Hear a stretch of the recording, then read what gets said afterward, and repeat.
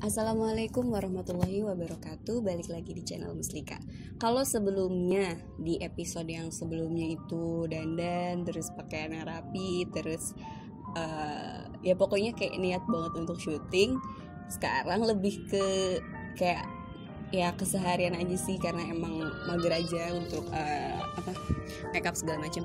Karena kemarin tuh sebetulnya awalnya cuma mau bikin video tugas MC pernikahan. Jadi kan ya emang harus rapi, harus pakai baju yang sesuai sama tema, terus dandan segala macem.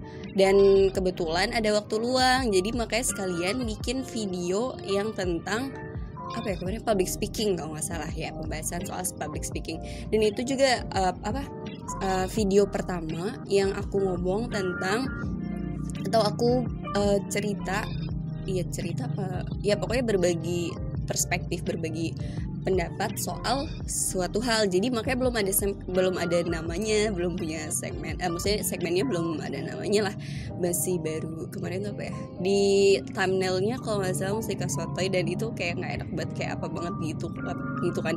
Nah sekarang punya nama segmen, tapi ya nggak lebih baik juga sih, tapi ya lumayan lah, maksudnya nggak yang tidak terkonsep kayak kemarin. Sekarang mungkin akan lebih rapi, dan nama segmennya yang Muslika ngomong, Muslika cerita atau berbagi pendapat, berbagi sudut pandang. Aku namain apa tuh tadi? Astaga lupa.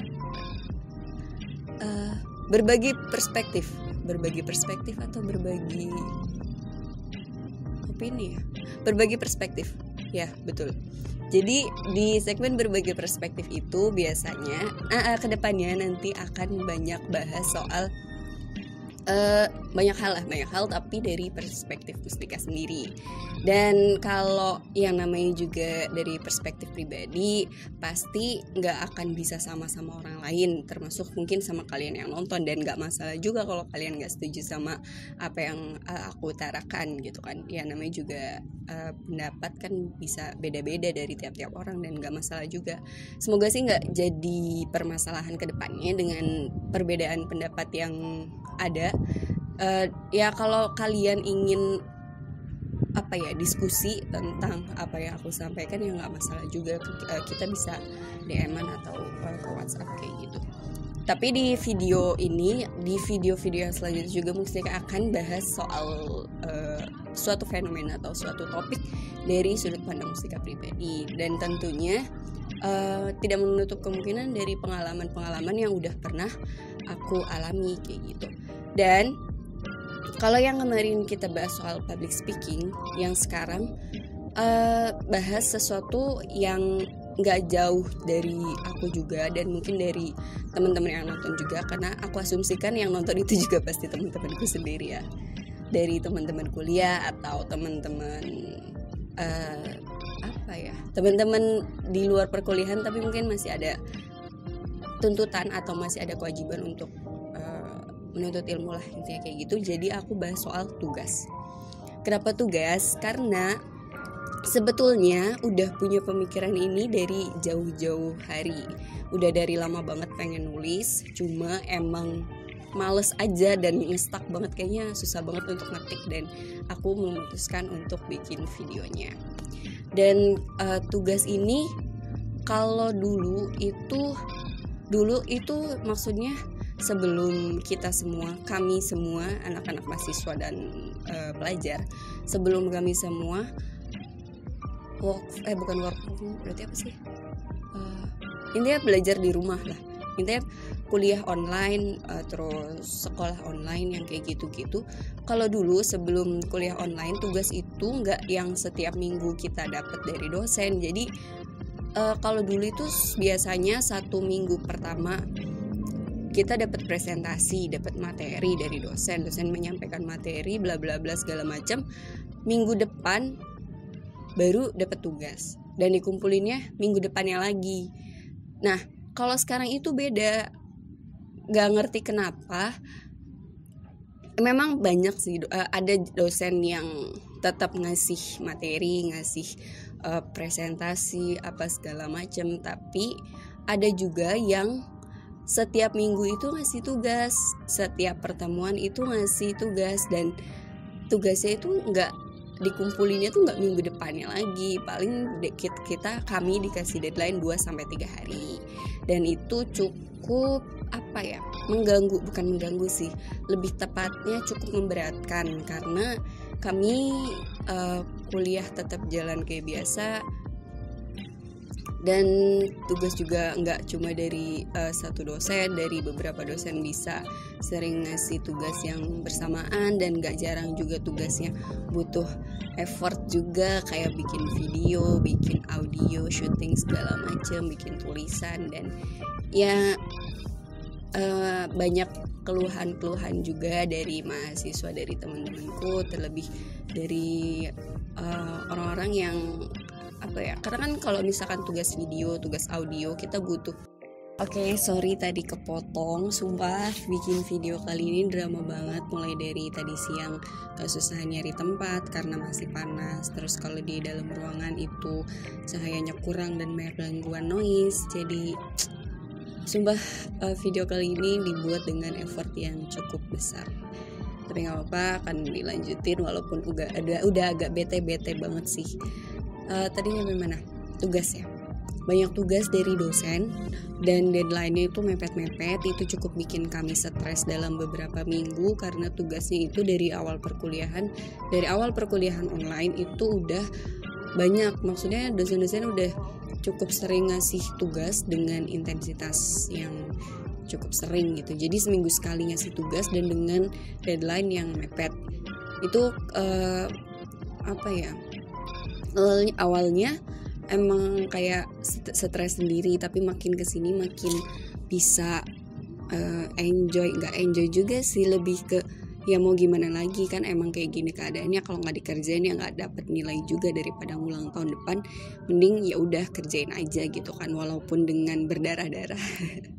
Lebay banget sih, nggak berdarah-darah juga sih, maksudku kayak ya dengan cukup gondok sih, karena tugasnya kayak nggak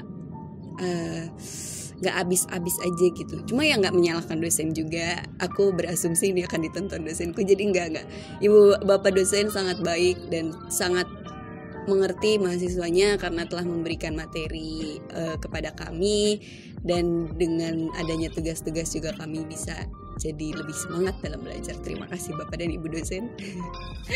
Oke. Nah, sebetulnya udah punya pemikiran ini dari dulu sebelum kuliah online, dari semester lalu kalau nggak salah. Sebenarnya tugas itu bagi kami, bagi pelajar atau mahasiswa itu sebenarnya tugas itu tuntutan atau kebutuhan sih. Kenapa aku bisa mikir kayak gitu? Yang pertama, karena aku saat itu ngerasa kalau dengan adanya tugas, kenapa aku bisa mikir kalau tugas itu tuntutan, karena ya mau nggak mau kami harus mengerjakan itu dengan baik gitu kan, bisa nggak bisa mau nggak mau ya emang harus selesai, karena itu emang kewajiban kami gitu, dan secara nggak langsung itu kan ya tuntutan juga. Nah, kenapa aku bisa mikir kalau itu kebutuhan, karena di satu waktu aku pernah dapat tugas dari dosen, dan aku lupa deh tugasnya apa, tapi dari tugas itu aku baru ngerasain manfaatnya, atau intinya gini, dari tugas itu aku bisa sadar, bisa tahu passion aku harus kemana. Jadi waktu itu kalau nggak salah tentang kepenulisan berita atau artikel deh, aku lupa. Dan kalau itu kan ya kita harus ngerjain tugas ya mau nggak mau dikerjain dong sebagai mahasiswa yang baik. Yang enggak sih, sebetulnya lebih ke karena terpaksa, jadi ya mau nggak mau ngerjain. Dan dari situ kan ya orang kalau ngerjain tugas ya nggak mungkin belum pasti dia tahu harus ngapainnya dong. Nah dari situ kan ya aku cari materi tentang kepenulisan, tentang gimana sih cara nulis artikel yang baik, cara penulisan berita yang layak dikonsumsi sama publik. Nah dari situ aku jadi nemu hal-hal baru yang sebelumnya aku nggak tahu, dan dari situ aku lebih mudah untuk ngerjain tugas, untuk menyelesaikan tugas yang udah dikasih ke aku. Dan makin kesini dengan adanya kuliah online makin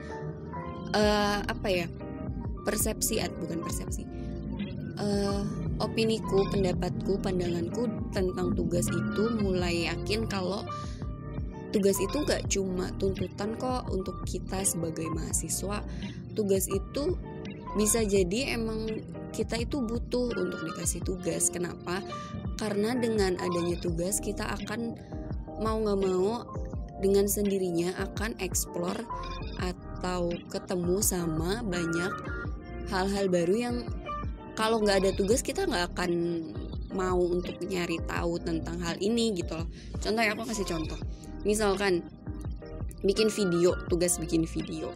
Tugas bikin video kalau sebelumnya kita tahu kalau bikin video tuh cuma butuh kamera, butuh untuk ngedit, terus audio segala macam. Ya that's it, udah itu aja. Tapi kalau dengan praktik, dengan kita terjun langsung di sana di pembuatan video, kita jadi tahu kalau bikin video tuh gak cuma jadi gitu. Maksudnya kita harus gimana nih biar video ini hasilnya bagus, biar kualitas suaranya juga gak bocor, biar gambar gak noise, terus biar dilihatnya di kamera tuh enak, mulai dari mulai dari setup tempat, mulai dari kostum si talentnya sendiri itu harus gimana. Dari situ kan kita tahu semua itu dari praktik, dari kita bikin tugas itu. Kalau enggak kan ya enggak mungkin kita akan mau dengan sukarela ujuk-ujuk bikin video. Kayaknya kalau enggak ada tuntutan sih kayaknya enggak akan terlaksana gitu. Ada tugas aja, ada tuntutan aja, ogah-ogahan gitu kan istilahnya. Nah, dari situ mulai mikir sebenarnya tugas itu enggak cuma sebagai tuntutan kok, sebetulnya kita juga butuh kok tugas untuk bikin kita jadi ngulik banyak hal yang belum kita tahu, dan mungkin bisa jadi kita juga bisa nemuin passion kita dari tugas-tugas yang udah dikasih gitu kan. Kalau aku jurusan komunikasi penyiaran Islam, tugas yang banyak masuk itu tentang pembuatan video, terus bikin rekaman audio, terus ya pokoknya tentang broadcasting lah. Dari situ selain yang tentang bikin broadcasting itu penulisan juga termasuk, bikin berita, bikin artikel itu juga termasuk. Ada tugas-tugas yang kayak penyusunan proposal skripsi itu juga masuk. Tapi kan maksudku kalau tugas-tugas yang berkaitan langsung dengan jurusanku yang kayak broadcasting gitu-gitu kan mungkin bisa jadi itu adalah sebagai salah satu cara kita sebagai mahasiswanya untuk nemu passion kita di mana. Karena kalau aku sendiri, aku kan emang anaknya cukup narsis, gak narsis juga sih, tapi iya sih narsis. Dengan ngomong di depan kamera itu kayaknya udah cukup narsis ya. Aku di waktu itu ada tugas tentang bikin talk show, jadi harus wawancara narasumber gitu. Teman-teman yang lain itu udah gimana ya, maksudnya kayak cukup terbebani lah. Aku juga sebetulnya cukup terbebani karena mikirnya waktu itu akan susah nyari narasumber, karena kan posisinya lagi kayak gini.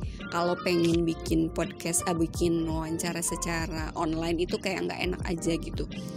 Tapi pas udah dapet narasumber, kita udah bisa ngobrol secara langsung, aku ngerjainnya enjoy, aku happy banget karena ya emang aku seneng gitu untuk ngomong di depan kamera. Aku cukup pede untuk wawancara dan ngobrol sama narasumber juga aku enjoy. Dan dari situ secara tidak langsung terasah tuh yang tadinya mungkin kalau di depan kamera masih gugup atau kebanyakan mikir, tapi dengan tugas yang kemarin itu baru satu tugas dari tugas yang kemarin itu yang talk show itu jadi salah satu cara untuk memperbaiki yang miss yang aku gagap kayak gitu. Dan setelah tugas itu kan nggak cuma sampai situ, nggak cuma wawancara doang, ada tugas lagi. Itu harus kami mahasiswanya harus nge-live di Instagram, tetap diwawancara juga, ngewawancara narasumber. Dan di yang tugas itu aku jadi lebih tahu gimana caranya untuk opening, untuk ngomong secara teratur, untuk tanya jawab sama narasumber dan ngembangin jawaban-jawaban dari si narasumber itu sendiri, biar topik pembahasannya nggak kayak wawancara banget, biar aku bisa ada kesan ngobrol sama si narasumber ini gitu. Dari situ kan jadi kalau yang kemarin kayaknya aku masih terlalu kayak textbook gitu deh, dari cara ngomongnya, dari cara wawancaranya kayak masih saklek banget sama skrip. Nah, gimana caranya biar yang kedua ini harus lebih santai dan lebih ngalir gitu. Dan aku yakin sekali kalau nggak ada tugas itu nggak akan tereksekusi yang kayak gini-gini. Sebetulnya dari dulu udah emang pengen bikin konten yang kayak gini, cuma masih belum tergerak gitu, masih pengen aja, masih diangan-angan aja. Tapi setelah ada tugas yang kemarin, aku bawainnya enjoy dan dapat evaluasi dari dosen juga. Aku jadi ngerasa tertantang untuk untuk berkembang lagi gitu, untuk aku happy ngerjainnya. Pas dilihat juga hasilnya nggak buruk-buruk banget.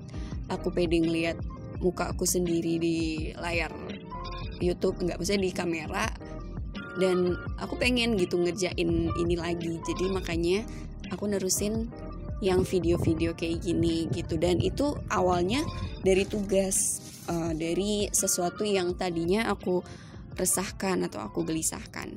Dan nggak cuma itu, ada tugas untuk bikin podcast,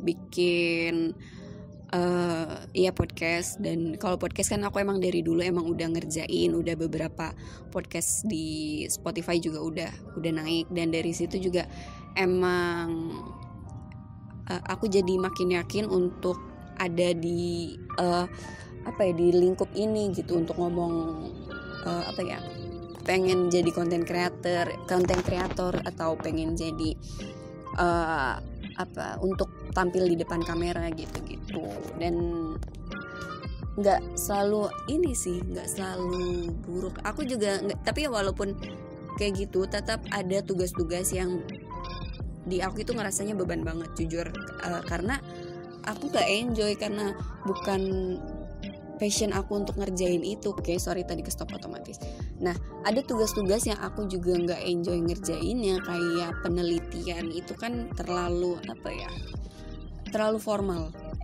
Kami emang harus ngerjain itu dan harus menyelesaikan itu kan, karena gimana pun juga ini tuh sarjana, maksudnya hasil akhirnya kan skripsi, beda sama kalau misalkan D3 itu kan tugas akhir ya. Tugas akhir juga harus ada laporannya, tapi kalau ini kan emang mau nggak mau harus mau gitu, harus bisa bikin laporan, bikin penelitian ilmiah. Dan itu jujur aku masih beban untuk ngerjainnya, dan sampai sekarang juga belum merasa bisa banget untuk bikin suatu karya ilmiah kayak skripsi kayak gitu. Jadi poinku, tugas itu nggak selalu tentang beban untuk kita.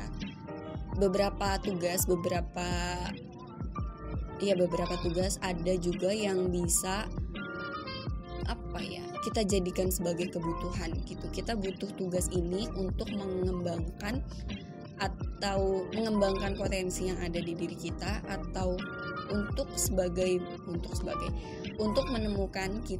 kita menemukan passion kita itu di mana. Karena kalau yang misalkan jurusan komunikasi itu kan mungkin nggak semuanya emang passionnya di sana, tapi kan kalau misalkan dengan adanya tugas ini, siapa tahu orang kan nggak tahu jalannya gimana, bisa aja ketemu jalannya dengan tugas yang kayak gini-gini gitu kan, baru nemu passionnya. Dan itu nggak buruk juga gitu ya.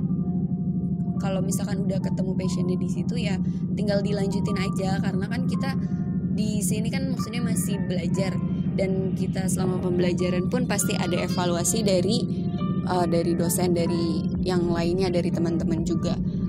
Dan kalau dari sekarang udah mulai dilatih, kedepannya juga ya mungkin akan bisa lebih baik gitu, karena udah sering untuk ngelakuin yang kayak gini-gini gitu. Jadi kedepannya nggak usah terlalu beban banget untuk ngejalaninnya, tinggal disempurnakan lagi dan lagi aja kayak gitu.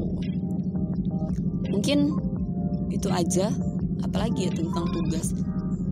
Ya intinya sih jangan selalu dijadiin beban sih, karena aku ngerasain sendiri kalau tugas juga bisa jadi kebutuhan kita untuk explore. Karena kalau aku ya, anaknya tuh kadang mageran banget. Aku tahu pengen ngerjain apa, tapi kadang males banget. Jadi kalau gak ada tuntutan itu, ya gak akan dikerjain, gak akan maju juga. Jadi dengan adanya tugas juga kan jadi ada tuntutan gitu, ada keharusan untuk nyelesain. Dan dari situ awalnya paksaan, tapi lama-lama kalau kitanya enjoy, ya kesananya juga ya udah tinggal jalan aja kayak ngerjain, misalkan kayak bikin video kayak gini ya tinggal bikin gitu, kayak bukan suatu yang memberatkan banget kayak sebelum-sebelumnya gitu. Jadi apalagi udah bingung aku closingnya gimana.